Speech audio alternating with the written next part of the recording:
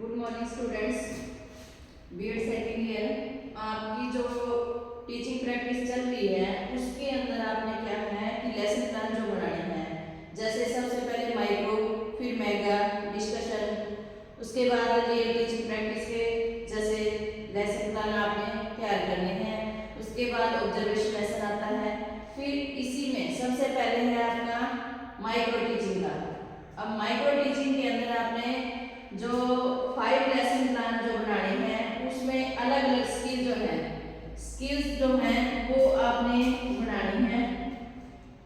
सबसे पहला है आपका इंट्रोडक्शन स्किल। इंट्रोडक्शन स्किल के अंदर क्या है कि प्रस्तावना कौशल है।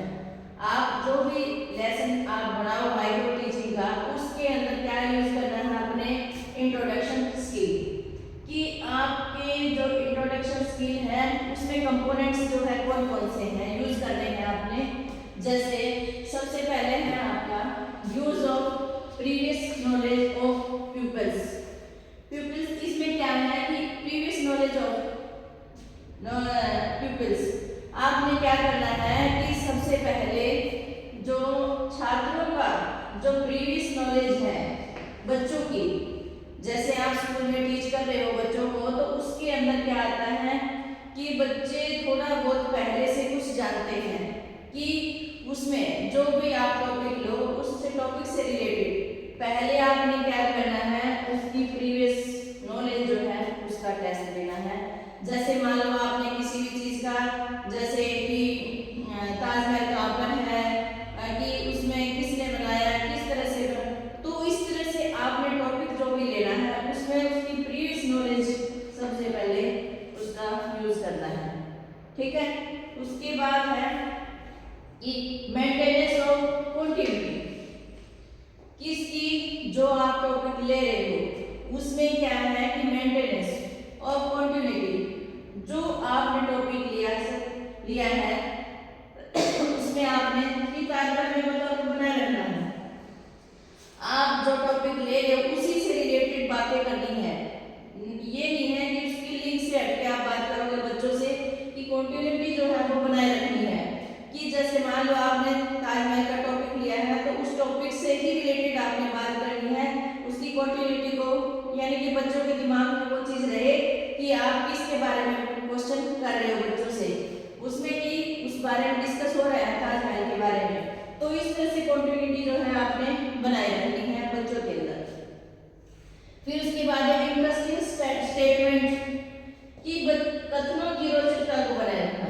कि जैसे आप उनसे थोड़ी थोड़ी जैसे बातें डिस्कस करोगे बच्चों के सामने, उसमें क्या है कि इंटरेस्टिंग, बच्चों का इंटरेस्ट बढ़ेगा और आप क्या करोगे उसमें इंटरेस्ट बढ़ेगा तो उससे आगे आगे आगे आगे जैसे आप चलते चलोगे तो बच्चे जो हैं जितना जानते हैं उसके बारे में जो है वो बताते चले जाएंगे। ठीक है। कि इंटरेस्टिंग स्टेटमेंट आप उसमें क्या करोगे, कथनों की रोचकता को बढ़ाओगे, यानी कि जो आप बात कर रहे हो बच्चों से डिस्कस कर रहे हो उसमें बच्चों को इंटरेस्ट आ रहा है और उसमें क्या है बच्चे अपने आप जवाब देते चले जाएंगे। ठीक है।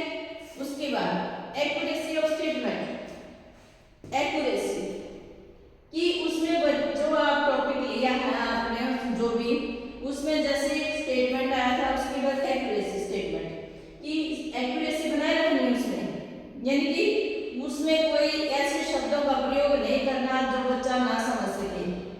कि कथनों की शुद्धता, कथन ऐसे होने चाहिए आप जो भी टॉपिक ले रहे हो उसमें बच्चों के साथ ऐसे बातचीत करनी है आपने कि बच्चा अपने आप उसको समझ सके। जैसे ही आप थोड़ी सी बात करो उसमें बच्चा आगे आगे बढ़ता चला जाए। कि शुद्धता होनी चाहिए उसके अंदर, शुद्ध वाक्य आप बोलोगे तो बच्चे तुरंत उसको समझ जाएंगे। फिर आता है रेलिवेंसी ऑफ वर्बल और नॉन वर्बल बिहेवियर। मैंने जैसे बताया कि रेलिवेंसी जो आप टॉपिक ले रहे हो उसके अंदर क्या करना है आपने रेलिवेंसी बनाए रखनी है। कैसे कि आप वर्बल और नॉन वर्बल दोनों तरीकों से जो बातचीत आप कर रहे हो, जैसे पिक्चर भी दिखा रहे हो तो उसकी कोई भी जो टॉपिक लिया है उससे रिलेटेड, उसके बाद आप वर्बल और नॉन वर्बल में तो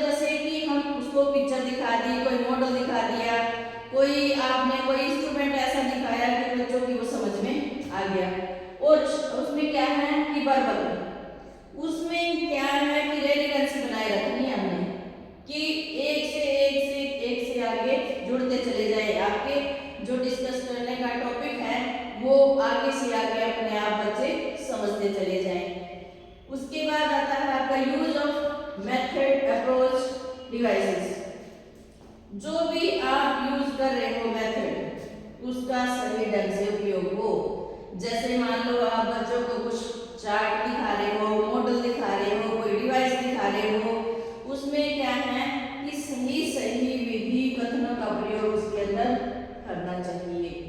कि यूज ऑफ मेथड, सही ढंग से हम उसका यूज करेंगे कि जब बातचीत चल रही है उस टॉपिक के बारे में, उस टॉपिक के से ही रिलेटेड जो है हम बच्चों को कुछ जैसे कि कुछ जो है उसमें दिखा रहे हैं वो सही से समझ में आ जाए। सही टाइम पे जब दिखाओगे तभी बच्चे वो समझेंगे।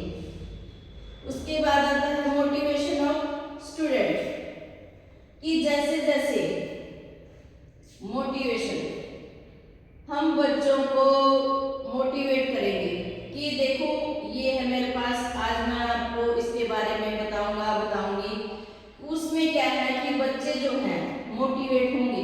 कैसे कि आप उसको कोई भी ऐसा चीज दिखाओगे क्लास में, उसके से जो आपने टॉपिक पढ़ाना है, जो टॉपिक आपने उसको करवाना है क्लास में बच्चों का, उससे क्या है कि बच्चे मोटिवेट होंगे।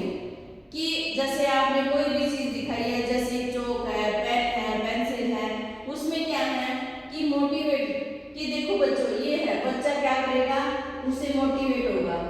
और क्या है, कोई इंस्ट्रूमेंट आपने दिखा दिया, कोई आपने मॉडल दिखाया, उससे क्या होंगे बच्चे नेक्स्ट टाइम जो है जब आप क्लास में जाओगे तो पढ़ाने, तो बच्चा अपने आप कुछ ना कुछ उससे जो उसकी समझ में आ रहा है उससे रिलेटेड चार्ट है, मॉडल है या कोई और अदर डिवाइसेस है, उसको वो बना के लेके आएगा और कहेगा देखो टीचर मैंने ये बनाया है, आपने जैसे बताया था। उससे क्या हुआ, बच्चा मोटिवेट हुआ।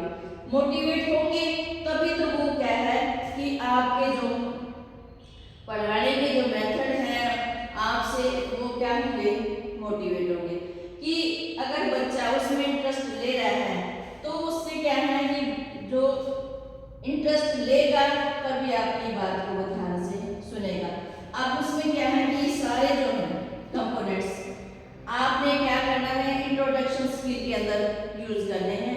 इंट्रोडक्शन जो स्किल है उसके अंदर कौन कौन से कंपोनेंट्स क्या है ये यूज करके आपने उसके अंदर फिर आपने लेसन प्लान बनाना है इसका इंट्रोडक्शन स्किल का।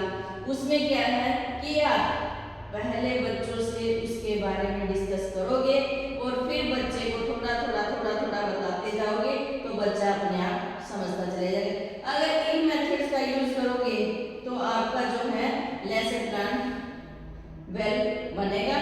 क्योंकि अगर वैसे ही आप अपने तरीके से बनाओगे तो आप उसमें उसको अच्छे से जो है प्रेजेंट नहीं कर पाओगे। क्यों? क्योंकि बच्चों को यही नहीं पता होता है कि आप उनको पढ़ाने क्या जा रहे हो।